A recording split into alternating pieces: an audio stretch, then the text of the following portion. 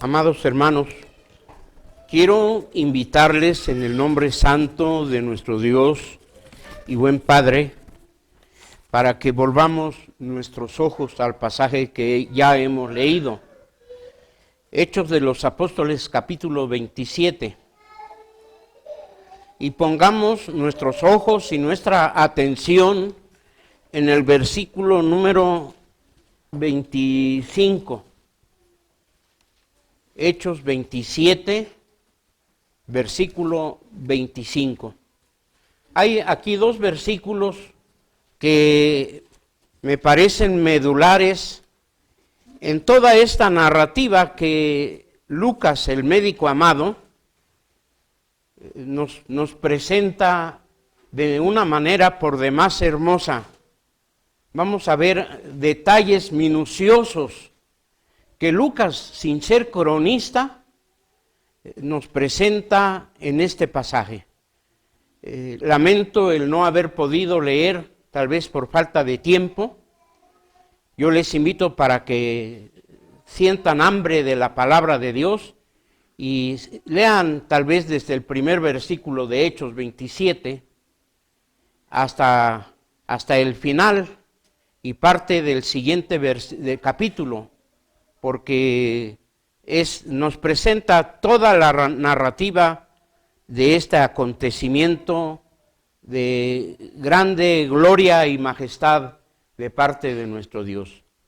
Bien, leamos el versículo 25 que dice ¿cómo?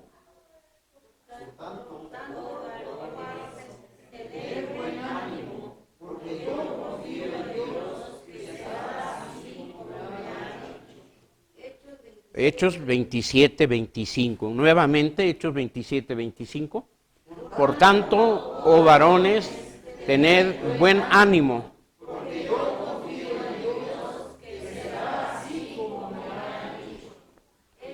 27, 25.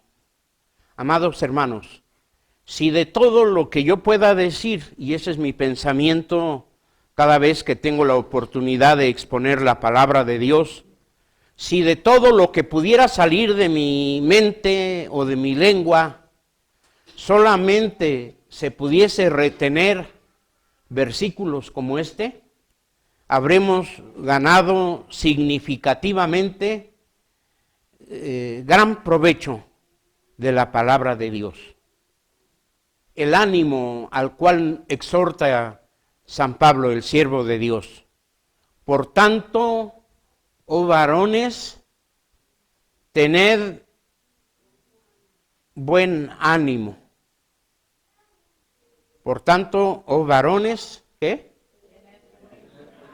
Tened buen ánimo. Tened buen ánimo. Hermanos, se puede tener buen ánimo después de 14 noches y 14 días que no se ve sol, ni luna, ni estrellas, que ni siquiera se ve el mar, ni el oriente, ni el occidente, no se tiene noción de dónde queda el aquilón o el septentrión. ¿Y se puede tener buen ánimo? Se puede tener buen ánimo cuando a diestra y siniestra, por popa y propa, se levantan una ola tras otra, amenazando con destruir la embarcación. ¿Se puede tener buen ánimo? ¿Mandé? ¿Ustedes lo han vivido? ¿No? Entonces no saben si se puede tener buen ánimo. Pero yo estuve pensando, hermanos, en el nombre del Señor y preguntándole, Señor, ¿qué es lo que necesitamos saber de tu palabra? Y necesitamos saber que en medio de las tormentas de la vida se necesita tener buen ánimo. En medio de las tormentas por la cual atraviesa nuestro mundo, no solamente se necesita tener buen ánimo, sino exhortar al compañero, al familiar, al vecino, a todos los que están en nuestro entorno, a tener buen ánimo. exhortándoles a confiar y depender en Dios. La circunstancia por la cual se encontraba Pablo y toda aquella tribulación en aquella nave, en aquel naufragio, amados hermanos, tal vez ni siquiera quepa en la capacidad de nuestra mentalidad, de nuestro entender. ¿Qué se sentía? Una ola tras otra ola. No era una nave pequeña. Lucas, que tiene la afición de narrar y hasta hacerlo con detalles, nos da la cifra de la cantidad de personas que estaban a bordo de esta nave. No sé si ustedes se fijaron cuántos. 276 personas. 276 personas. La nave entonces no era pequeña. Pero además de 276 personas, había un gran cargamento de gramíneos, trigo, arroz y demás cargamento que inclusive antes de estos versículos ya se habían lanzado al mar con el propósito de aligerar la embarcación sin lograr ninguna prosperidad en este objetivo. Ahora, no solamente una ola tras otra, estando en el mar, no en una tormenta como la que nos narra aquí de 14 días y 14 noches, con una nublazón cerrada que no permite ver nada, sino simplemente estando en el mar, hermanos, no hay un segundo en que en la nave podamos poner nuestros pies firmes en algún lugar de la nave o estar sentados sin que la nave se mueva, porque el oleaje natural es permanente. Ahora pensemos lo que significa en una tormenta de 14 días y 14 noches, con vientos no solamente huracanados. Aquí se menciona una tormenta más que un ciclón, el Euroclidón. Vamos a ver en qué consiste el Euroclidón. No se podía estar en paz, hermanos. Cuando Pablo, aquella 14ª noche, está diciéndole a la tripulación: varones, tened buen ánimo. Pareciera que Pablo se intentaba burlar de la tripulación, porque el que no vomitaba disculpen la expresión, es asquerosa, el que no vomitaba por acá, vomitaba por allá, lo hacía por acullá. Hermanos, ya no había nada en el estómago, porque después de 14 noches y 14 días sin tomar alimento, ¿qué podía expulsar el estómago? Sin embargo, las circunstancias eran desastrosas, eran terribles, amenazantes, no solo de muerte por ahogamiento al zozobrar la nave, eran amenazantes porque la vida misma estaba ya en los últimos, aparentemente en los últimos momentos de la vida, en los últimos instantes de poder respirar, de poder tener esperanza, de poder contemplar, volver a contemplar tierra firme. ¿Cómo es el mundo en que vivimos, hermanos? Cuando yo pedí al Señor, Señor, ¿qué voy a predicar el domingo en Metepec? Estaba pensando en que Metepec y el mundo entero está viviendo momentos desastrosos, amenazantes, que nos viene una ola nos cubre otra ola, nos amenaza con ahogar, no hay timón, no hay vela, ¿cómo se llama? Las autoridades que conducen nuestras naves están tratando de evadir responsabilidades, y ante estas circunstancias, ¿qué es lo que tiene que hacer el cristiano, hermanos?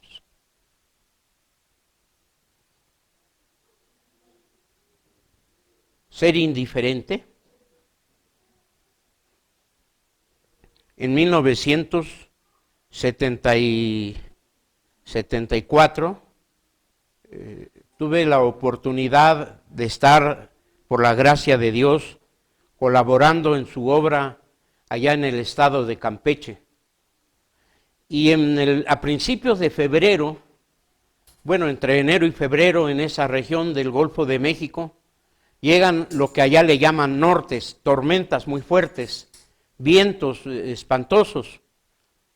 Y unos amigos, entre comillas, me dijeron: hermano, vente, vamos a conocer un barco camaronero. Y me llevaron a conocer el barco camaronero, porque las naves de esta índole se aproximan hacia lo que le llaman el bajito, es decir, no a la playa porque no pueden llegar, porque encallarían, pero sí salir lo más de mar abierto. Y estando ya en el barco, insistieron que alguien se quedara en la nave para que pudieran bajar la tripulación del barco y divertirse, porque había una gran fiesta en el pueblo. Y todos los que me llevaron no querían perderse de la fiesta. Entonces se fijaron en mí: tú, hermano, tú quédate, porque a pesar de que no eran cristianos, me trataban de hermano. ¿Y cuánto tiempo voy a estar aquí? Eran como las 9, 10 de la mañana. ¿Y cuánto tiempo? Pues venimos por ti al ratito, en unas 2, 3 horas venimos por ti. Ah, pues si es así, me quedo. Mira, aquí está la estufa, aquí están las galletas, aquí hay carne, acá en esta bodega hay camarón, en esta otra hay pescado. Me dijeron de qué clase de pescado, puedes comer lo que quieras. Ah, pero si ves que el viento arrecia, si ves que se levantan las olas, cierra todas las bodegas. Con estos apagadores enciendes las luces del mástil. Aquí hay un radio para que escuches el tiempo, cómo viene. Cuando se empezó a hacer tarde, veía hacia tierra a ver si iban por mí y nunca fueron. Se cerró la noche. La tempestad no amainó, al contrario, se enfureció el mar. Prendí la luz y apenas sí una pequeña chispita se veía, la cual pronto se extinguió. El radio, un ligero murmullo que pronto se acabó. Fui hacia donde estaba el timón, estaba amarrado y lo sujetaba para ver que no se desatara. Me acerqué hacia donde estaba el ancla y oía cómo el aire silbaba sobre el ancla. Yo decía: si esto se revienta, quién sabe a dónde vamos a parar. Los cables del mástil se azotaban y la verdad sí sentí miedo, porque en algún momento las olas eran tan inmensas. Créanlo, el barco es más grande que este edificio. Digamos que esta es la parte de las máquinas, las bodegas y los camarotes están, camarotes acá abajo. Allá arriba está el timón, está el puesto de mando, está la cocina y otras cosas más. El barco había momentos en que quedaba hundido, pero volvía a flotar. Ya cuando empezaba a amanecer, la tormenta amainó. Pero ¿con quién platicaba? No había con quién hablar. estaba yo solo. Solamente le decía, Señor, tú sabes por qué haces esto. Mi ambición era que aquella noche podía ganar algún dinero cuidando el barco. Fue la única vez que vi dinero bastante porque me dieron 500 pesos por cuidar un barco en una noche. Fue la única vez que pude estrenar un par de zapatos estando en Campeche. Comprarme 2 cortes de tela para hacerme 2 pantalones. Y eso para mí fue grandioso. ¿Cuál fue la ganancia de Pablo en esta travesía, hermanos? ¿Cuál puede ser la ganancia de cada uno de ustedes en la travesía por la cual navega la iglesia del Señor en medio de las tormentas que nos toca vivir? Una ola tras otra ola. No sé, yo no puedo contar cuántas olas levanta un ciclón en alta mar. No sabría decirles, porque todavía no termina una cuando ya viene la otra.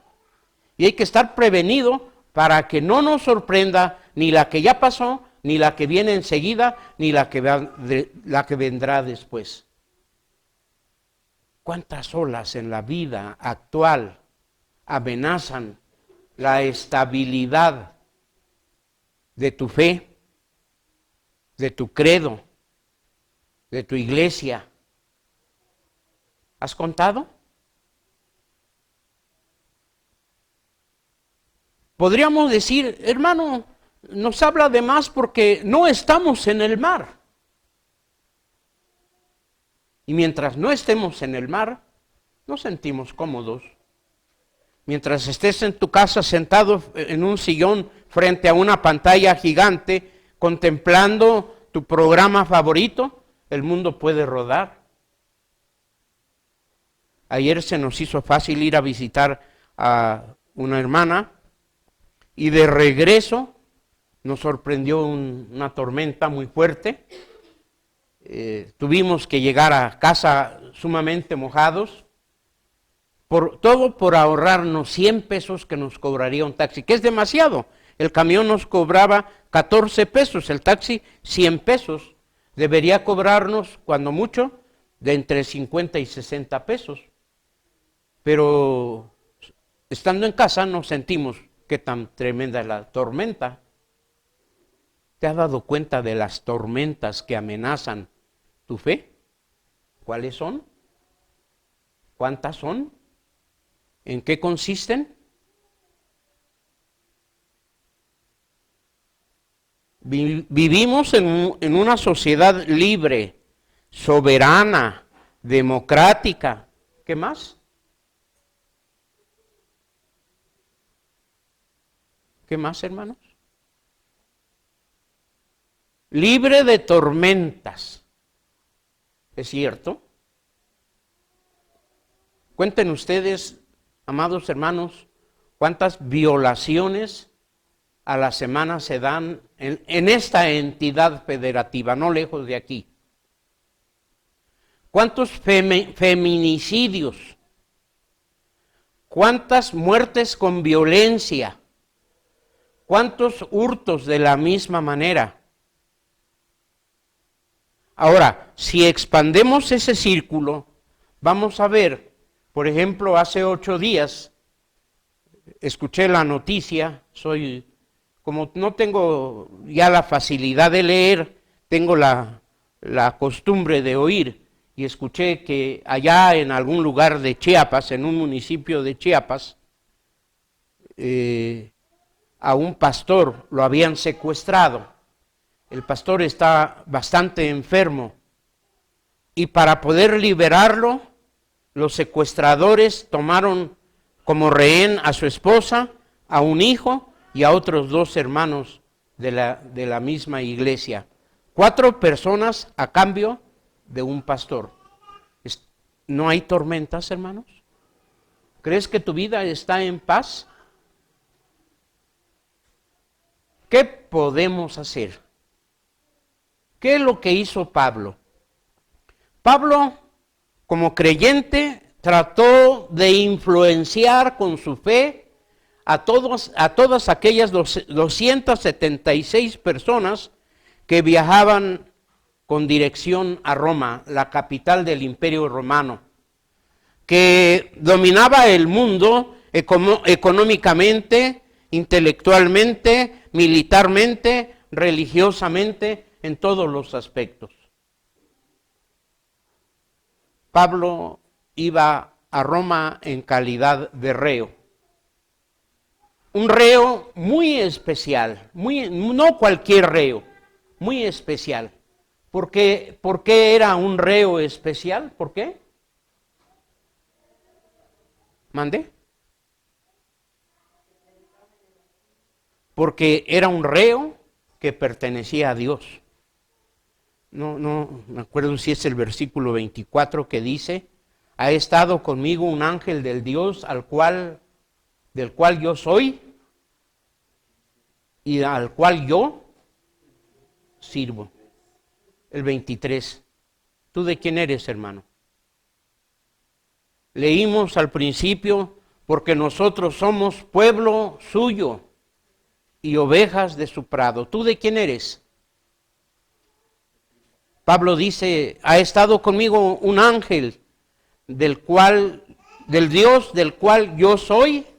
En medio de ese, no politeísmo, sino polirreligiosidad, él decía: el Dios del cual, el Dios que es mi Dios, yo soy propiedad de ese Dios, y a ese Dios en tal razón yo le sirvo, y me ha dicho esto y esto y esto, y yo creo que así será.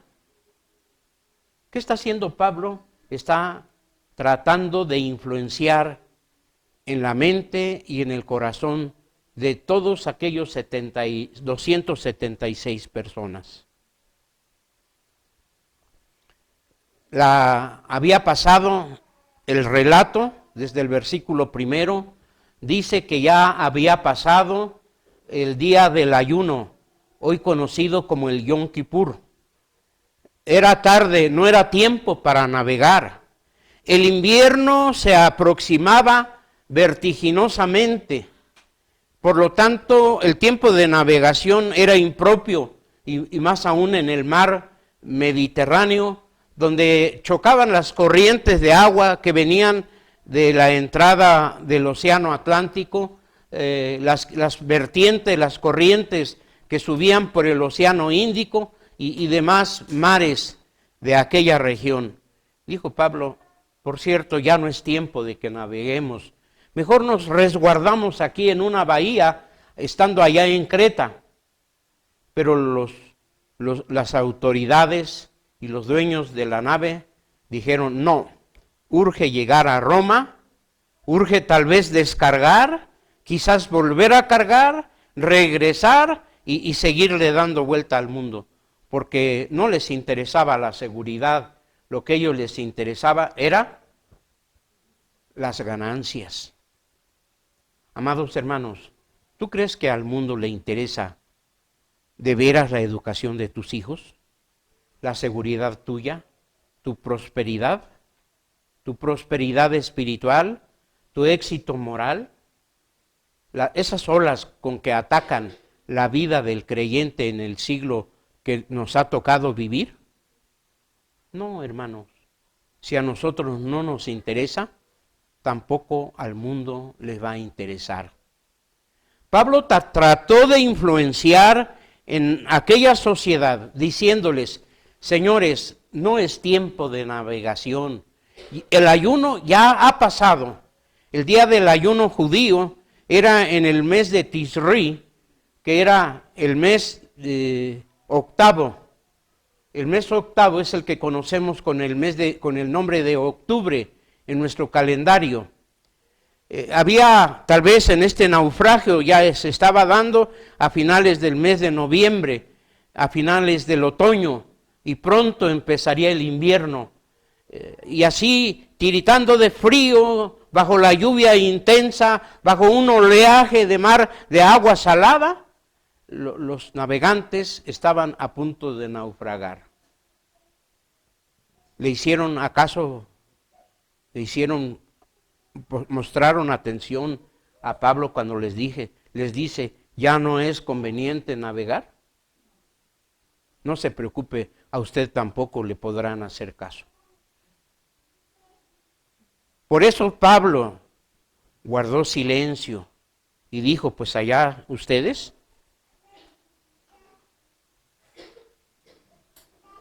Ayer que llegué a México, al salir de la terminal, allí en Observatorio, pues ahora es un pasillo.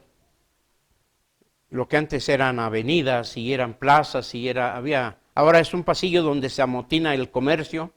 Los que han ido allá lo sabrán. Y por primera vez vi a una persona de edad avanzada distribuyendo algunos folletos en medio de mucho ruido, mucho escándalo, que barabara y que todo mundo anunciando sus productos. Un señor que casi no se le oía lo que decía. Y estaba ofreciendo folletos regalados y lo pasaban desapercibido. Y yo me acerqué, le dije a mi esposa, espérame, deja ver qué dice este señor. Y me dice, mire, es que el reino de Dios está muy cerca, usted debe conocer. Me empezó a hablar del evangelio. Le digo, muchas gracias. Le acepté los folletos, que Dios prospere su obra, porque está usted haciendo lo que yo no hago, lo que usted tampoco hace.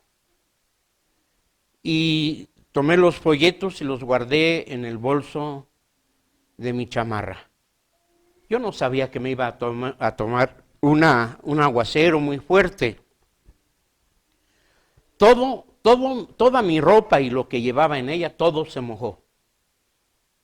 Y esta mañana le digo a mi esposa, mira, entre otros papeles está esto, por favor ayúdame a ver de qué se trata. Ah, son los papelitos que te dio el señor aquel. Híjole, ya no los pude leer. Quería saber si era, qué doctrina era, no eran ruselistas, si no eran adventistas, si no eran carismáticos, si eran cristianos. ¿Qué doctrina sería? No lo sé. Pero nos urge que el pueblo cristiano sea la influencia de un mundo que se ahoga en medio de tormentas, de las cuales, si no es con el mensaje inspirador de Dios, amados hermanos, no se podrá salir de él. Leímos en el versículo 20 y 21, ¿qué dice? No apareciendo sol ni estrella por muchos días, y viniendo una tempestad no pequeña, ya era perdida toda la esperanza de nuestra salud. Entonces Pablo, habiendo ya mucho que no comíamos, puesto en pie en medio de ellos, dijo, fuera desierto conveniente, oh varones, haberme oído y no partir de Creta y evitar este inconveniente y daño. ¿Ya era qué? Dice, habiendo ya mucho tiempo que no comíamos, después nos va a cuantificar cuánto tiempo, ¿ya era qué? No. Antes de eso, ¿ya era qué? Eso, ¿ya era qué? Perdida toda la esperanza de nuestra salud. En el original dice, o está la raíz soter, de salvación. Ya era perdida la esperanza de salvación. La única esperanza que les quedaba era ser tragados o devorados por las profundidades de la mar. Ya era perdida toda esperanza de salvación. ¿Cuál es la esperanza del mundo en que usted trabaja, hermano? ¿Cuál es la esperanza del mundo, de la sociedad donde usted se mueve? ¿De veras tiene esperanza de salvación? La esperanza está en la escuela. No sé cuántos de ustedes se enteraron en esta semana en una familia hay una familia que con la esperanza de que una niñita pequeña se prepare, dé los primeros pasos en su preparación académica, la llevan al primer nivel de la escuela, a la preprimaria, al kinder. Y de repente, esa niña, habiendo sido puesta en manos de sus maestros, aparece la niña muerta. Y hasta la última noticia que supe, nadie sabía por qué. ¿Esa es la esperanza de nuestro mundo? ¿De quién desaparece? ¿De quién sale y no vuelve? ¿De quién es baleado? ¿De quién es secuestrado? Conozco de varios casos en diferentes lugares de jóvenes que desaparecieron años, hermanos, hace muchos años, y no han vuelto a aparecer. Le decía una hermana hace años, hermana, deje ese asunto en las manos de Dios. El Señor sabe lo que hace, pero usted no se involucre ya más, déjelo así en paz. ¿De veras, pastor? Sí, hermana. Siguió mi consejo y las veces que la he visto va por la calle caminando con la cabeza agachada, ya nunca levanta la cara, asiste al templo, lee su Biblia, hace oración, pero su ánimo se ve por los suelos. ¿Cuál es la esperanza de nuestro mundo sin el Dios verdadero, hermanos? ¿Cuál es la esperanza de su sociedad sin la influencia de cristianos verdaderos? ¿Cómo está usted influyendo en el mundo en que vive? Dice el versículo 24 y 25, porque esta noche, tened buen ánimo, varones, tened buen ánimo, dice el versículo 22.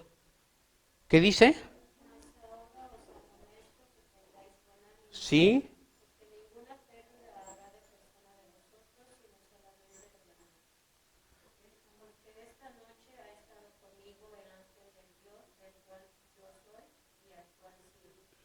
Este versículo y el siguiente me parecen medulares en esta narración, hermanos. Yo os amonesto que tengáis buen ánimo. Pero Pablo no dice, yo me lo imagino. No dice, según mis cálculos. No dice, según mi percepción. Porque Pablo no era marinero. ¿Pablo era qué? ¿Cuál era el oficio de Pablo? Era misionero. Y su trabajo secundario era construir tiendas de campaña. Se hacía acompañar por Aristarco, su compañero. Decía hace rato, era un reo especial, no por su delincuencia, sino porque ya gozaba para estos momentos de privilegios especiales. ¿Qué privilegios? Que tenía a su disposición un compañero llamado Aristarco, macedónico. Y tenía en su compañía a Lucas. ¿Saben quién era Lucas, verdad? Su médico, no de cabecera, su médico personal. Y dice, no va a haber ninguna pérdida, nada se va a perder. Si al caso la nave, si al caso la carga, pero de ahí en fuera, ni siquiera un cabello de nuestra cabeza va a perecer. ¿Por qué no va a perecer? Hermanos, yo no he venido esta vez a espantarles de que si el mundo en que vivimos está lleno de tormentas y que si las tormentas van a ahogar a la iglesia, que si las tormentas el Euroclidón puede matar nuestra fe. No he venido a espantarles, pero he venido a decirles que vivamos bajo la providencia de Dios. ¿Qué es la providencia de Dios? Es aquella obra por la cual Dios de manera sabia, santa y soberana, gobierna a todas sus criaturas y todas sus acciones de estas. No sé si alguna vez alguien de los presentes habrá tenido la curiosidad de saber cuántos cabellos hay en su cabeza. Bueno, no en toda su cabeza, tan solo en 1 centímetro cuadrado, ¿cuántos cabellos hay? ¿Mande?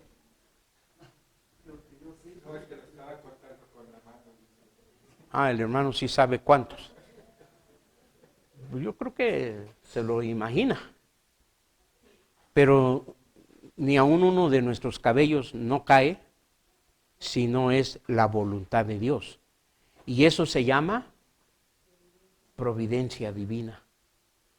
La manera como Dios conduce, cómo Dios hace, cómo Dios provee, cómo Dios resuelve, cómo Dios determina hacer todas las cosas, y todo para su gloria.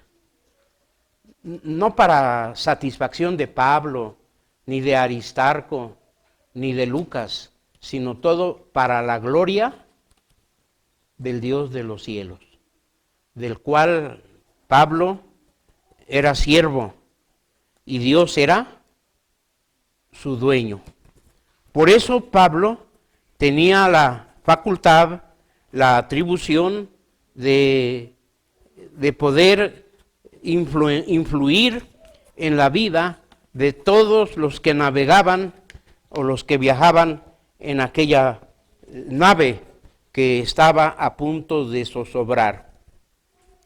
Dice más adelante, ¿qué dice? Versículos 25, 26.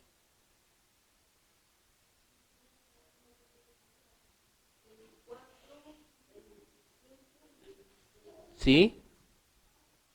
¿Qué dice? ¿Alguien quiere leer el 24, otro hermano el 25 y otro hermano el 26? Así participamos todos y hacemos menos cansado, porque de otra manera están oyendo solamente mi voz.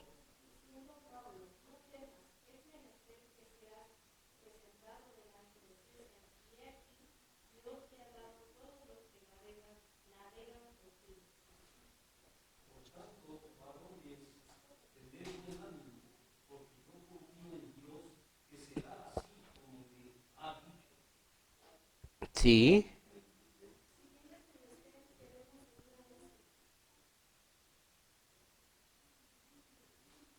Ese es el 26. Bien, hermanos. El mensaje del mensajero de Dios es este, diciéndome, Pablo, ¿qué? No temas, no tengas miedo. Amados hermanos, ante las tormentas de la vida que nos toca vivir, no tengan miedo. Nuestra confianza debe ser alimentada a través del mensaje de Dios. Dios no nos va a mandar en las tinieblas de la vida un ángel como a Pablo. En las tinieblas de la vida tenemos esto que le llama a sí mismo, lámpara es a mis pies tu palabra y lumbrera a mi camino. Si su caminar, si su camino, si su vida está en tinieblas, en las tinieblas tempestuosas de la noche, aquí está la luz que nos indica el camino a seguir. Pablo, no temas, alimenta tu confianza, fortalécete, no tengas miedo. Porque, ¿por qué? Porque es menester que comparezcas delante de César. Primero, es necesario que vayas ante César. Es necesario que des testimonio delante de César. Es necesario que prediques ante César. Es necesario que César sepa las verdades de la redención. Y si Pablo no va, nadie más podía hacerlo. Amados hermanos, ¿cuáles son los planes de Dios en nuestra vida? ¿Que vayas a dónde? ¿Que vayas con quién? ¿Que vayas a qué? Ahí en tu trabajo, Dios tendrá algún propósito definido, algún plan. El otro plan, en segundo lugar, que tenía el Señor para con Pablo, era este. Porque el Señor te ha dado a todos los que navegan contigo. El Señor los ha puesto en tus manos. ¿Cuántos serán? 276 personas. ¿Cuántos somos aquí ahorita, hermanos? ¿400 y qué? ¿Mande? No es ironía la mía, yo no les alcanzo a ver, hermanos, pero miren, tengo aquí uno y tengo 2 micrófonos y todavía pregunta el hermano, ¿me oyen allá atrás, hermanos? Ahora, ¿cómo le hacía Pablo para predicar a 276 personas con su voz? Aunado a esto está el ímpetu del viento, la fuerza del agua, el ruido ensordecedor de la tormenta. ¿Cómo le hacía Pablo para hacerse oír? No necesariamente tenía que predicarles a las 276 personas al mismo tiempo, pero estaba presto para hablarle aquí a 5, por allá a 10, por acá a 4, que estaban ya desesperados, tal vez prefiriendo morir ahogados antes que seguir con la náusea que produce la marea del mar y la tormenta. Y Pablo estaba allí a tiempo para predicar. ¿De qué material estaba hecho Pablo? Si los mismos militares de la nave, las mismas autoridades de la nave estaban tratando de evadir compromisos y huir, ¿de qué material estaba hecho Pablo para decir, aquí nos quedamos? Si nos salvamos somos todos, si nos morimos somos todos. ¿De qué material? No es el material, es la confianza. Cuando amaneció aquel día, según el relato continuo que tenemos, Pablo tomó pan. Un pan que llevaba en la bodega, ¿cuántos días? ¿Mande? No eran 40 días. ¿Mande? El tiempo que llevaba el barco en el mar, pero no eran 40 días, no eran 14 noches ni 14 días, porque cuando se empieza a contar Lucas es a partir de la tormenta, pero ya el barco había salido de Cesarea de Palestina hacía varias semanas antes, pasó por Cesarea donde Pablo dijo, miren, ya no es conveniente porque ya pasó el ayuno, ya se aproxima el invierno. Y allí en la bodega había pan. No era pan fresco. No era pan esponjadito. No era pan recién salido del horno. ¿Qué hizo Pablo? Dijo, hay que comer. Hay que comer. Y tenían que comer. Pablo tomó el pan. Señor, gracias por este pan. Tú me lo das, yo me lo como, hazlo de provecho, y empezó a comer. Y les dijo a todos, coman por vuestra salvación o por vuestra salud, coman, es necesario que coman. Pablo no solamente predicó con sus labios, influenció en aquella tripulación con su ejemplo. No se puso a ver si el pan tenía hongos. Nosotros dijéramos si las tortillas estaban lamosas, ¿cómo se llama cuando le sale hilitos? Cuando abren las tortillas y le salen hebritas, ¿cómo se llama? Acedas. No, Pablo no vio eso. Pablo tomó el pan, tortillas, sean de trigo, bueno, no podían haber sido de maíz o de cebada, de trigo o de cebada, partió y les dio. Primero comió él y después les dio a los demás. ¿Y qué hicieron los demás? Se hicieron del rogar. No, eso huele feo. No tiene ni sal, ni chile, no hay ni chicharrón, ni queso. ¿Qué dijeron los demás? Los demás también comieron. Después de haber dado Pablo gracias a Dios, los demás también comieron. Y eso les cambió el ánimo. Les dio fortaleza. Tuvieron fortaleza para levantar los costales de grano y arrojarlos al mar. Pero antes habían medido la profundidad del mar y echaron una sonda y hallaron que tenía 20 brazas de profundidad. 20 brazas es desde aquí hasta acá, la envergadura de un hombre. Más adelante hallaron que tenían 15. Nos estamos acercando a tierra. Y eso pareciera una bendición, pero para la gente pareciera una maldición. Porque creyeron que iban a dar a un acantilado. Dicho de otra manera, en lenguaje que lo entendamos, es un acantilado, un lugar accidentado, un lugar a donde la nave se habría no de despostillar, sino hacer añicos entre la roca. Y arrojaron anclas por la parte de atrás del barco, y luego arrojaron anclas por la parte de adelante, pero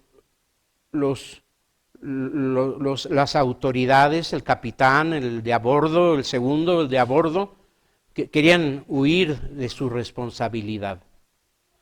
Descubrió Pablo en medio de la penumbra y le dijo al centurión, su amigo, porque era su amigo, mira, se quieren escapar.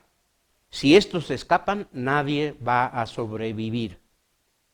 Entonces, los militares lo que hicieron fueron inmediatamente rompieron las amarraduras del esquife, del bote salvavidas, y el bote mejor se perdió. Levantaron una vela grande los gobernales de la nave y impulsaron para que la nave llegara encallara en algún banco de arena. Y así fue.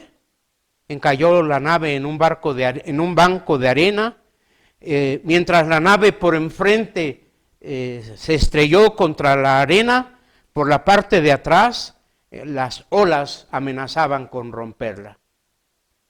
Y alguien dijo, pues hay que matar a todos los soldados. ¿Mande? Perdón, a todos los reos, hay que matarlos. Porque o es la vida de los reos o es la vida de los soldados. Si los soldados llegaban a Roma sin reos, pues ellos estaban expuestos a condena de muerte. Pero si llegaban sin reos, si llegaban habiendo dado muerte a los reos, podrían tener la excusa, es que trataron de escaparse, y antes de que se escaparan, pues mejor los matamos. ¿Cuántos murieron? ¿Y cuántos dijo el ángel que iban a morir? Ninguno. El ángel le dijo, mira, te los he dado. Es necesario que comparezcas ante el rey, ante César, y a todos los 276 te los he dado.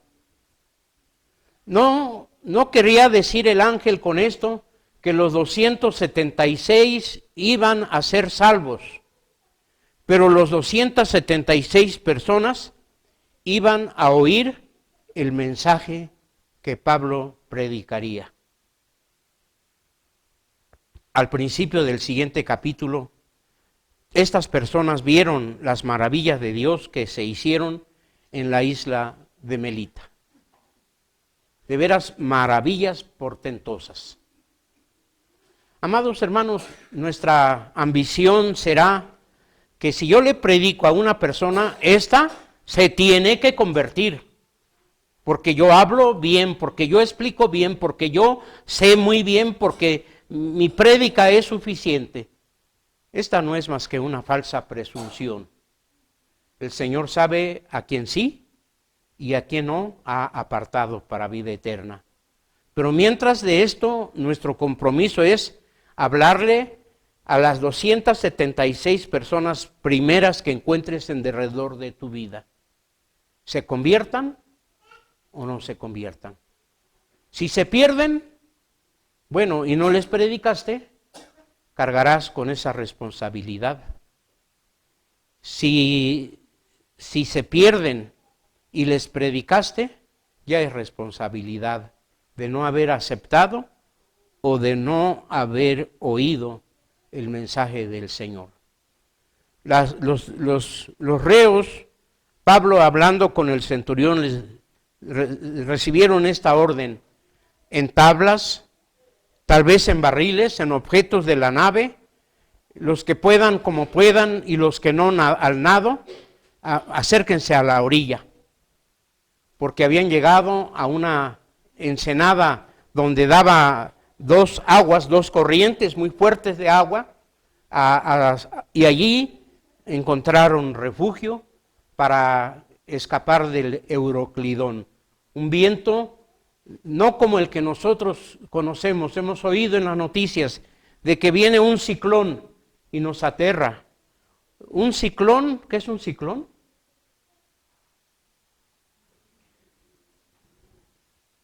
¿Nunca han oído de un ciclón, hermano? Y ahorita ya pasaron varios en esta temporada y traen mucha lluvia, pero es el choque de dos corrientes, una cálida y otra fría. El Euroclidón estaba formado por tres corrientes de aguas. Euros quiere decir aire, clidón que viene de la palabra aquilón del norte. Otro venía del oriente, de la parte del desierto, y otro del norte de África. Y el choque de estas tres corrientes producía lo que le llama aquí en este pasaje, le llama el Euroclidón. Una corriente de aire no menor. ¿Cómo sabía Pablo que ya era tiempo de los Euroclidones? Si tenemos tiempo, dense tiempo, hermanos. Lean en la primera carta a los Corintios, van a ver cuántos naufragios vivió Pablo. Este no fue el único. Era experto en ello, aunque no era marinero. Amados hermanos, nos toca vivir tiempos de tormentas, de oleajes fieros, uno tras otro.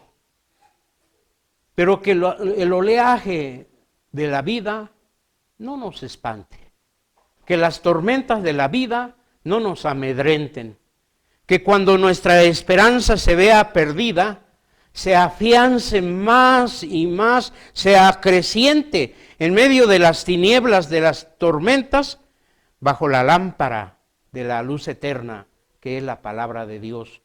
Y el Señor mismo Jesucristo, quien dijo: yo soy la lumbre de la vida, el que me sigue no andará en tinieblas. Los cristianos tenemos luz para nosotros, luz para el mundo y luz para influenciar en las tormentas de la vida del mundo en que vivimos.